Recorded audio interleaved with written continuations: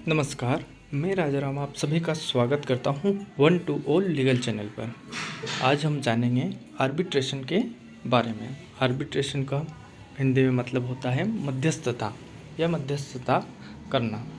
ये कितने प्रकार का होता है ये भी हम पढ़ेंगे। इसकी डेफिनेशन पढ़ेंगे हम। इसकी definition the arbitration and conciliation act 1966 के सेक्शन 2 सबसेक्शन 1 के क्लोज ए में दी गई है कि आर्बिट्रेशन या मध्यस्थता क्या है। मध्यस्थता का अर्थ किसी भी मध्यस्थता से है, चाहे वह स्थायी मध्यस्थ द्वारा प्रशासित हो या नहीं हो। आइए इसे थोड़ा डिटेल में पढ़ते हैं हम। जब किसी कानूनी विवाद के पक्षकार अपने मामले को समाधान के लिए मध्यस्थ नामक किसी तीसरे व्यक्ति को सौंपने के लिए परस्पर सहमति देते हैं तो इसे मध्यस्थता कहा जाता है। यह मध्यस्थता और सुलह अधिनियम 1996 द्वारा शासित वैकल्पिक विवाद समाधान का एक और रूप है। मध्यस्थता का दायरा यह स्पष्ट करता है कि मध्यस्थता विपरीत नहीं है बल्कि मुकदमेबाजी का पर्याय है। मतलब ये एक दूसरे के पर्याय हैं। कानूनी विवादों को तय करते समय यह अधिक सुविधा के साथ एक प्रक्रिया है। चूँकि मध्यस्थ किसी मामले को मध्यस्थता के माध्यम से तय करते समय लागू नियमों का पालन करते हैं, इसलिए निर्णय यानी मध्यस्थता पुरस्कार आमतौर पर अंतिम होता है। मध्यस्थता और मध्यस्थता के बीच अंतर यह है कि मध्यस्थता पुरस्कार तीसरे पक्ष का निर्णय है, जबकि मध्यस्थ समझौता विवाद के लिए पार्टियों की आपसी समझ का परिणाम है और मध्यस्थ उनके लिए एक सुविधाजनक तरीका खोजने के लिए है। अब इसकी कुछ प्रक्रियाएं बताई गई हैं, इन्हें हम पढ़ेंगे। ये कितने प्रकार का होता है। मध्यस्थता समझौते के प्रकारों को क्षेत्राधिकार के आधार पर वर्गीकृत किया जा सकता है, अर्थात वह स्थान जहां मामले का निपटारा किया जा सकता है। यह संबंधित पक्षों को कानूनी संबंधों और उस पर लागू होने के लिए सहमत कानूनों पर भी निर्भर हो सकता है। इसके आधार पर भारत में मध्यस्थता के प्रकार को वर्गीकृत किया गया है। नंबर 1, डोमेस्टिक आर्बिट्रेशन, घरेलू मध्यस्थता। जब दो पक्षों के बीच एक कानूनी संबंध साझा करने का विवाद होता है, जिसे दोनों भारत में रह रहे हों या स्थित हैं, तो मध्यस्थता के माध्यम से विवाद के ऐसे समाधान को घरेलू मध्यस्थता कहा जाता है। ऐसे मामलों को तय करने के लिए लागू कानूनों के संबंध में कम से कम भ्रम होता है। भारत में मध्यस्थता वकील मध्यस्थता न्यायाधिकरण के समक्ष पक्षों के प्रतिनिधित्व में मदद करते हैं। नंबर 2 है इंटरनेशनल आर्बिट्रेशन या अंतर्राष्ट्रीय पंचांग। जब एक पक्ष भारत के अलावा अन्य देशों से संबंधित हो और विवाद का समाधान भारतीय कानूनों के अनुसार मध्यस्थता के माध्यम से किया जा रहा हो, तो इसे अंतर्राष्ट्रीय मध्यस्थता कहा जाता है। ऐसे मामलों में एक अंतर्राष्ट्रीय तत्व की उपस्थिति स्पष्ट है।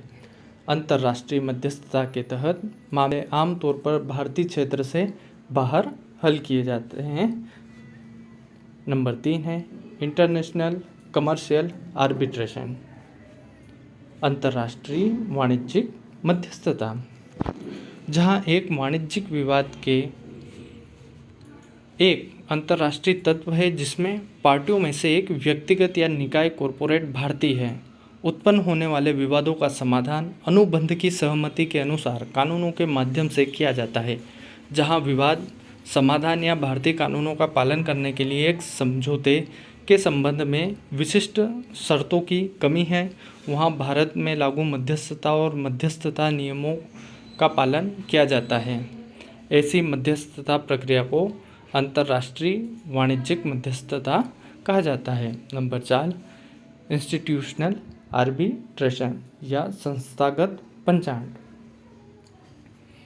मध्यस्थता के प्रकारों में शामिल है जब मध्यस्थता खंड में अनुबंध करने के लिए पार्टियों द्वारा चयनित एक विशेष संस्थान होता है, तो ऐसी संस्था मध्यस्थता के माध्यम से विवाद समाधान के लिए जिम्मेदार होती है।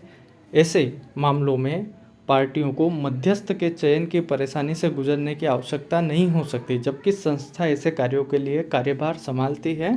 संस्थागत मध्यस्थता कुशल विवाद समाधान में मदद करती है। नंबर 5 है एडहोक आर्बिट्रेशन, तदर्थ पंचांग।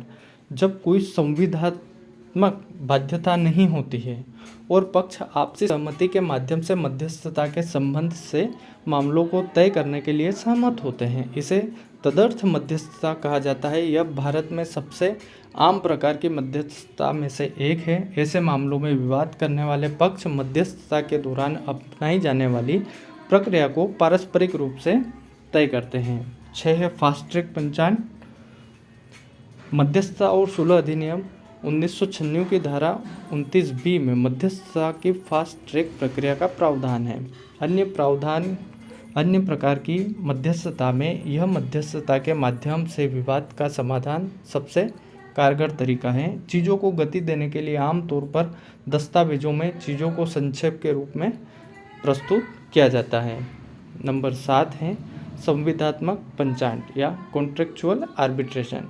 एक अनुबंध एक आधिकारिक दस्तावेज है जिसमें पार्टियों द्वारा कई शर्तों पर सहमति व्यक्त की जाती है। कभी कभी अनुबंध के पक्षकारों में एक मध्यस्थता खंड शामिल होता है जो अदालतों की ओर से जाने से पहले किसी भी विवाद को मध्यस्थता के लिए संदर्भित करता है।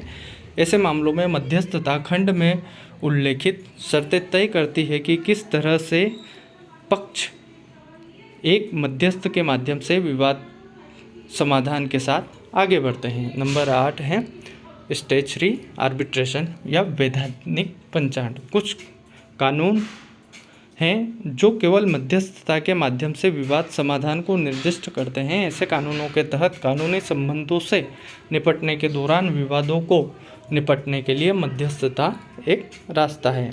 नंबर 9 पे है फॉरेन आर्बिट्रेशन या विदेशी पंचांग। जब पार्टियों में से एक भारतीय है और वे कानूनी विवादों से निपटने के दौरान मध्यस्थता के माध्यम से एक विदेशी भूमि के नियमों का पालन करने के लिए परस्पर सहमत है तो इसे विदेशी मध्यस्थता कहा जाता है। ऐसे मामलों में चाहे मध्यस्थता भारत में हो या किसी अन्य देश में विदेशी मध्यस्थता कानूनों का पालन किया जाता है।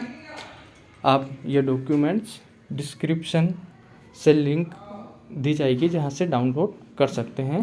आप वीडियो को लाइक करें, शेयर करें और चैनल को सब्सक्राइब करें। धन्यवाद।